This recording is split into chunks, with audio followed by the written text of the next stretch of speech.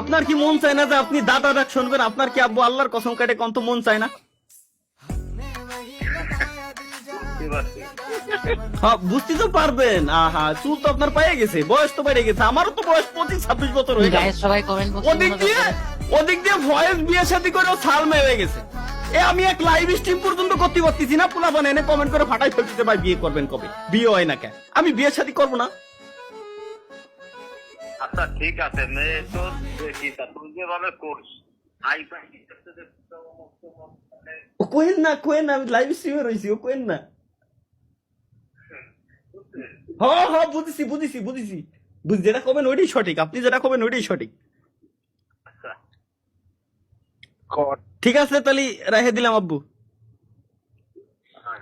ঠিক আছে, লিক করে দিলি পিপ। হাই আমাদের মায়ে দেখতেছে বলে কেমনে কি লাইন। দেখতেছি আগে কেটে আসি।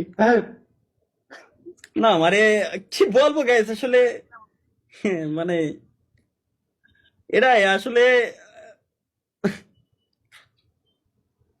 আমিও বিয়ে করবো, আমার বউ হবে কেমনে কি ভাই? मेरे सपनों की रानी तू मेरे सपनों की रानी कब आएगी तू।